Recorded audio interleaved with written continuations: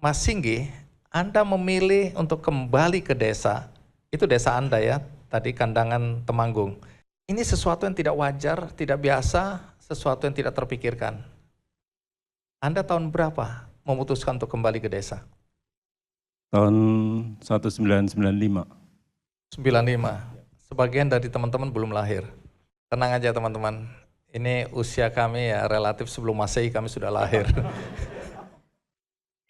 Oke, jadi 95 sudah kembali ke desa.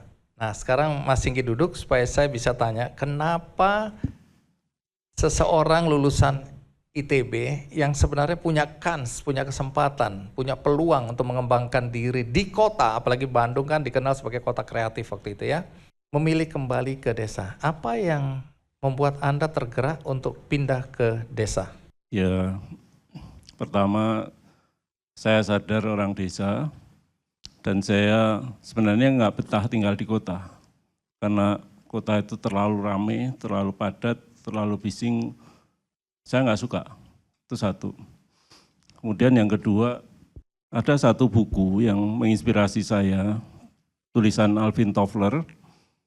Dia meramalkan akan tiba suatu saat banyak orang bekerja di tempat-tempat terpelosok, tapi terkoneksi secara global.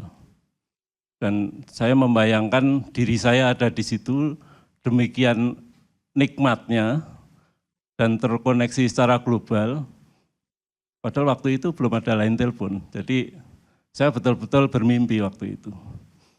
Kemudian yang ketiga, saya orang pertama di desa saya yang kuliah di Institut Tambal Ban itu. Coba dikoreksi lah. Ini alma mater nanti gitu sedih. ya. Tapi saya lebih bangga pakai itu. Tuh kan apa yang saya sampaikan tadi ya, ke gini-gini. Terbukti, tenang-tenang. Dia tadi nggak dengar ya. Oke. Saya orang pertama yang di desa. Di desa saya yang kuliah di ITB. Dan saya sok yakin aja bahwa desa saya itu mengharapkan saya karena saya merasa bahwa mereka yang berinvestasi atas pendidikan saya. Mungkin di ITB itu sering disampaikan begitu, yang saya tangkap ya, dan saya pikir saya harus mengembalikan itu ke desa saya, seperti itu. Kira-kira gitulah. Baik, tapi kan zaman itu tadi line telepon aja belum ada ya, internet apalagi. Waktu itu kan tentu terbayangkan bahwa di desa ini sumber daya terbatas, akses terbatas ya.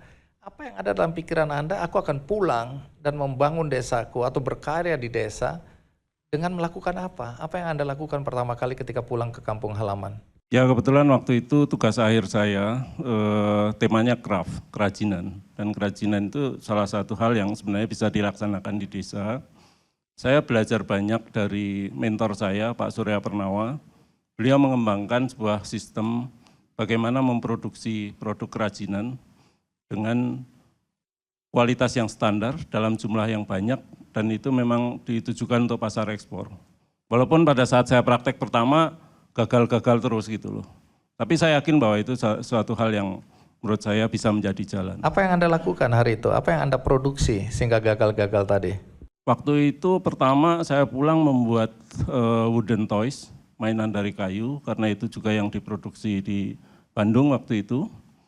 Kemudian baru tahun 2005 saya merealisasikan produk yang menjadi tugas akhir saya, wooden radio, radio kayu, yang kemudian itu yang menjadi titik loncat ya dari kegiatan saya di desa.